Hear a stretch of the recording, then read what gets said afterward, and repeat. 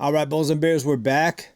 Back with another dose, folks. Economic insanity is unfolding. A lot of recent developments here. The buzzword that I'm kind of seeing around quite a lot is that things are very strange, right? It's strange. We see a big stock market recovery now, even though things as far as inflation fears haven't changed. Consumer confidence just plunged again. Another survey. We're going to get into that. We're going to get into the recent numbers as far as jobs, layoffs, where this economy is headed. What's the strange thing that's going on here? What are people talking about? Well, we're going to get into it here. We've talked about it a few times, but we're going to dig really deep into it today. So make sure you're subscribed. Let's go ahead and start right here. With this out of CNBC, Dow Jones up 500 points today. I'm recording this, by the way, Friday, May 2nd. And S&P 500 just posted the longest win streak in 20 years. What do we tell you here, folks? We said this was going to bounce. This was going to bounce. Why? Because the sell-off made no sense in the first place. The reason we were told that the stock market was selling off is because of inflation, the fear of inflation, because of the tariffs.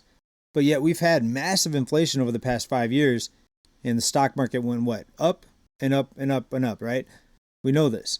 So we know that the whole narrative didn't make any sense, right? Why were stocks selling off because of inflation or fears of inflation that we haven't even seen yet as far as the tariff-induced inflation, right? Maybe we will, and I think we will, but the fear of inflation was the reason why markets sold off, and it didn't make any sense because inflation has been here, and the stock market's been very, very strong. Of course, it didn't outperform other investments like precious metals. We'll get into that here in a bit.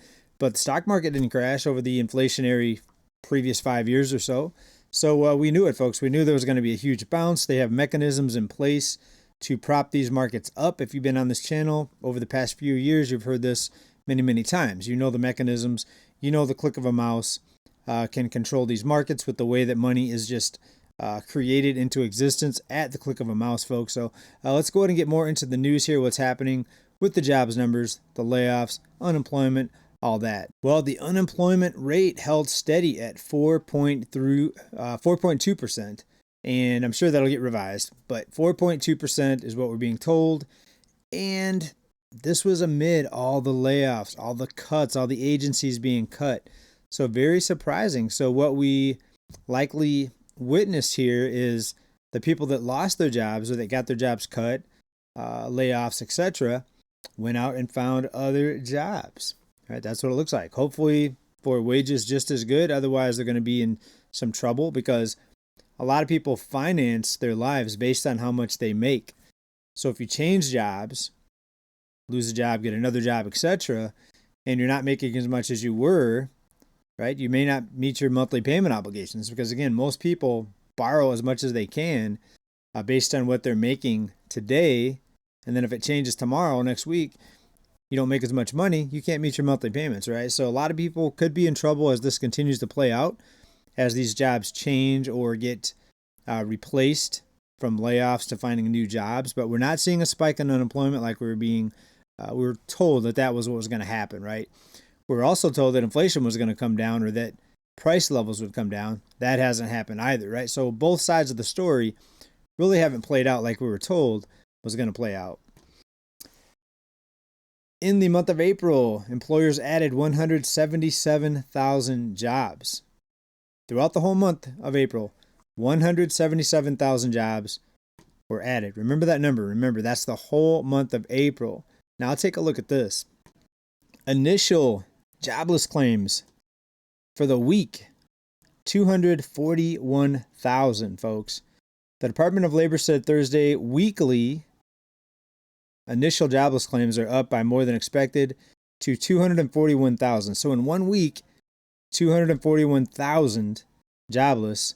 But for the whole month, 177,000 jobs added. Doesn't really add up, does it? A lot more people filing unemployment, jobless filings, a lot more of them versus jobs added. Now, one of the reasons for the optimism now with the investment community buying up stocks, if you want to call it that, investment community.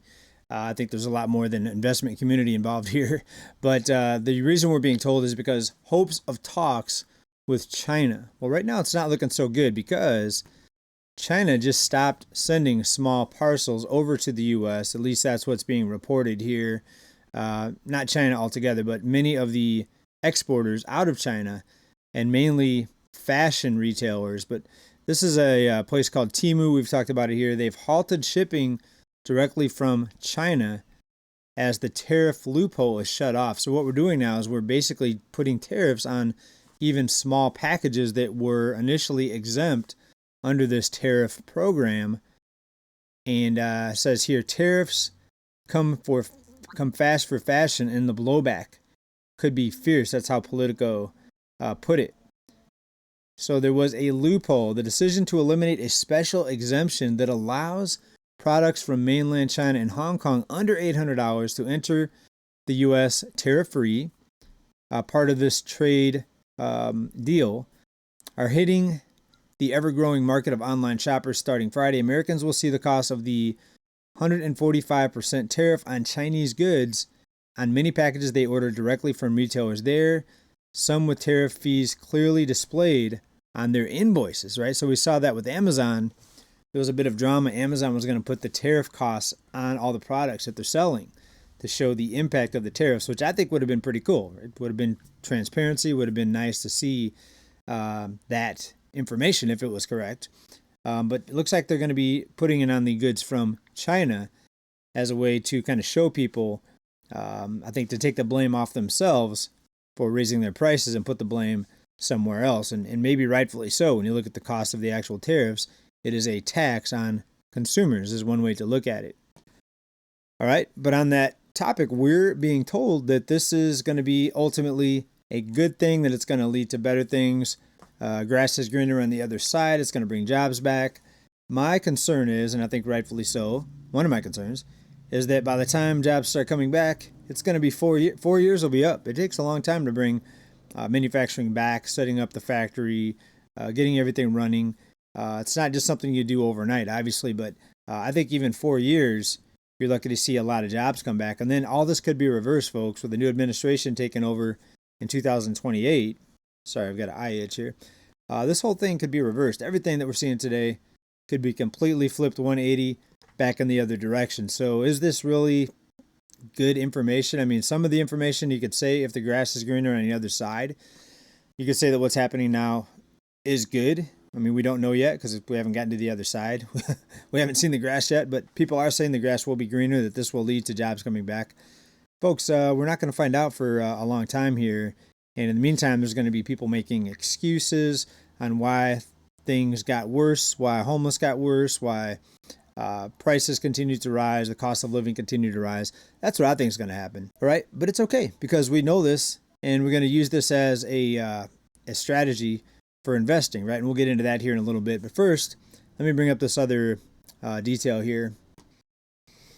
And we should really keep an eye on this. We've got some pretty big names doing some pretty big stock sales here. Look at this. We've got Bezos out there planning to sell $4.8 billion in Amazon stock. We've seen insiders, Bezos and others, selling off big positions over the past, especially 2 years. Even Warren Buffett. Bezos disclosed a plan to sell up to 25 million shares of Amazon stock over a period ending May 29th, according to a securities filing. Big question is, why? Why? Does he see some big damage being implemented here because of the tariffs, because of the levels of debt that U.S. consumers are buried under? All right. And at some point, people have to slow down. Unless banks are just going to forgive all this debt, consumers that are buried under all this debt have to slow down. And the people that have the debt right now that expected the debt to get erased, namely the student loan forgiveness, those people are in big, big trouble and are shaking in their boots right now. Take a look at this. The student loan debtors, the people with student loan debt, are going to be now reported to collection. That's right. The collections man is going to be coming for the student loan borrowers, and they're going to make their financial situation worse. And it's a lot of people, folks. According to the Department of Education, 5 million borrowers have defaulted on their federal loans, and 4 million are delinquent. That many people, folks, are likely going to be, unless they go ahead and make their payments and get caught up, which I don't think many of them will, these people are going to be reported to collections, folks. Collections. They can come after you. They can garnish your wages unless there's an exemption for students, which who knows, they could change. If there is, they can change that. With just like everything else has been changed at the stroke of a pen, they can change that. The Department of Education plans to resume wage garnishment. There you go, right here. It's even in the article out of Investopedia here. On defaulted borrowers this summer, making it harder for borrowers to make other payments. Collections and lowered credit scores will make taking out new debt harder. And with these people that are now seeing these things show up on their credit report, some of them seeing 100-point drops in their credit scores. So banks are going to have to loosen the lending a lot if they want to keep this borrowing-driven economy moving. Because when the borrowing stops, when nobody can qualify for loans, and it's not everybody, but it's a lot of people, when less people qualify for loans, that could cause a big slowdown in the demand for anything that you need credit to buy. Homes, autos. Sadly, people are even financing their groceries, right? We see a big surge in record number of people now doing buy it now, pay later deals on groceries, folks. That's a sign of distress, if you ask me. And it's quite a lot, folks. It's a big jump. Let me just bring up the details here on it. Buy now, pay later apps, more Americans. Basically, it's financing your groceries. Now, you can argue that using a credit card is financing groceries, which most people already do. But now buy now, pay later. So people shopping online or doing these order groceries and pick them up. What's that called? Curbside. The number of Americans using buy now, pay later rose again. And these are considered short-term loans. Short-term, up 14% from a year ago. So the number of people financing groceries on these types of programs is up more than inflation. Right? So what does that tell you?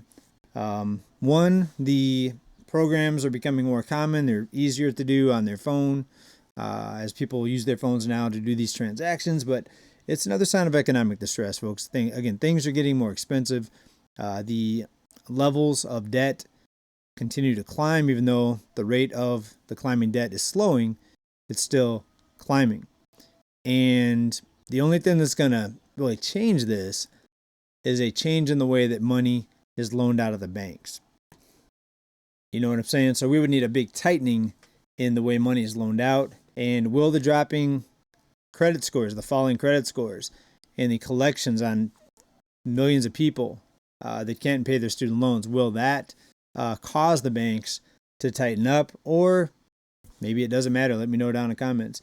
But they're again pushing for lower interest rates. We have the administration out there, what they say, poking the central bank, saying it's time to cut rates. Does anyone think, and maybe you do, anyone on this channel, do you think, and let me know down in the comments, that cutting rates is going to change anything for the better long term? Not for the next few months. It's going to help people borrow cheap money. I'm not talking about that. I'm talking about for the long term. Do you think cutting rates is any sort of solution to anything? Right? We saw rock bottom rates for 12 plus years, going all the way back to the financial crisis. Up until the last couple of years ago, they started raising rates, but up until then, we saw rock bottom rates. Did that fix things for most people? It made a few people rich. If you invested your money in the right places, it caused assets to go up in some places, real estate, even precious metals, stock market, right? It pushed asset prices up very, very high. But ever since we started raising rates, right, have things gotten better with that, right? So you could argue that lower rates are going to help, but will it help long term? That's my question. Please let me know what you think about that down in the comments. I think most of us here, probably 99.9, would say that no, it's not going to help things in the long term. It's probably going to make things worse because low rates, easy money, helicopter money, etc. is what got us into this mess in the first place. By the way, another one of these consumer confidence surveys came out. Consumer confidence plunged to a 5-year low in April. We're seeing all the surveys, all the consumer confidence surveys basically showing similar loss in trust, loss in confidence based on their own personal finances and the fear of, I think, losing their jobs here. But a couple other things to touch on today, folks. Want to get into this. New Yorkers are getting basically a stimulus, what they're calling an inflation check. and the powers that be over there.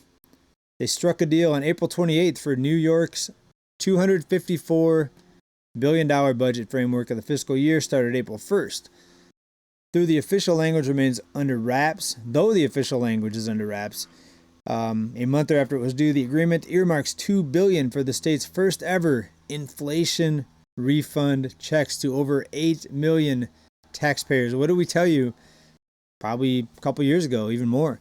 We said that ultimately they're going to have to bring back these stimulus checks. It looks like it's starting in New York. Will New York be the only city doing this? This is going to be actually throughout the state, not just the city of New York. But it's high cost of living there, but it's high cost of living in a lot of places. So do we see this happening now? Or does this roll out to other cities? I mean, we're going to see how this plays out, but I think cities and more cities are going to have to jump on board to keep their populations from getting pulled under this wheel here of a high cost of living. Right? Or maybe, again, rate cuts will fix it all. I'm joking, of course. Rate cuts is going to fix everything. It's going to get everyone out of debt. It's going to fix all the problems. Moving on here, we've got Warren Buffett. Mum so far on the trade war. Well, he stepped up to the mic recently. Warren Buffett, whose Berkshire Hathaway hosts its annual meeting Saturday, has been very quiet about the whole tariff inflation situation.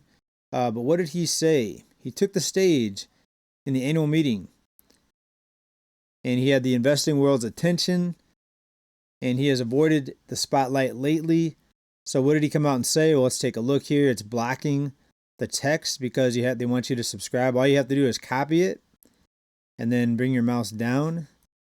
Control C to cut it. In this case, bummer, it didn't work. It worked on some other sites, but it didn't work on this one. It only gave me basically the text we could read. So Wall Street Journal, they've got me blocked.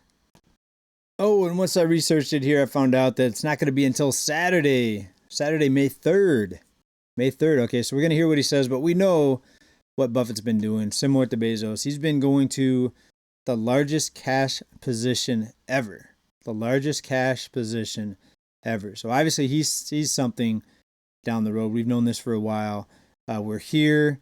We see what we all expected. We knew there was going to be a lot of changes, a lot of massive transformations occurring. And the key to this is just keep an eye on everything. Invest wisely. I think a lot of people here are investors. Some of you just watch it for the information. I understand that. I happen to use this information to try to invest, and some investments have done very well. I've had a few not so well, but overall doing pretty good. And keeping my head above water here in California, where it's very, very expensive, and enough to to get by for now. But I wanted to get into this. Discover credit card. They had to pay merchants back $1.2 billion for overcharging for these fees. So basically, each swipe of a credit card at a retailer, at a business, costs money. You pay the credit card companies, right? And you could say the businesses pay it. Well, they'll probably just pass the price along to the consumer, either one, by charging the consumer a transaction fee to use a card, which some of them do. A barber shop that I go to actually tried to charge me a fee if I use the credit card, so I just pay cash when I go there. But yeah, other than that, they'll pass it along just by raising their prices for the service or for the goods, for the products. And we find out that Discover actually was overcharging by a lot of 1.2 billion people. So now retailers are getting these back. Businesses are getting some of this money back. FDIC came out and announced orders against Discover that resulted in the $1.4 billion settlement. The bulk of that amount will go to merchants who were overcharged on interchange fees paid for credit card transactions. The charges are a sore point with merchants, with some businesses now charging fees for customers using plastic. I saw that in my barber. Issuers argue that the fees are recouped because customers feel free to spend more at restaurants, stores, and other businesses. That's one way to look at it. When people are allowed to use plastic, they typically spend more, right? Because it's not real coins in their pocket. It's not real money. Anyways, you have to pay it back. Unless you file bankruptcy, you have to pay it back. But it does make people spend more money. So you could argue that the fees are recouped by the businesses for the increased business and the increased money that people are going to spend. Either way, I mean, what do you think about that? Should Discover be fined for that? I think so. Will the merchants pass along lower prices to the consumers if they weren't charged those fees? Very good question. We're going to see how all this plays out, folks. Stay on top of all this with us here. Make sure you're subscribed. You help this channel by subscribing. Button right there. And we hope to see you back here on this channel. I'll be back over the weekend here for some more updates. We're going to talk about what Buffett said in the Saturday meeting. Now that we're going to actually listen to the audio, I'm going to watch it and bring that to you, and more other big news coming up here this weekend. Please make sure you're here. We'll talk to you then, everybody. Keep stacking. Bye for now. Peace.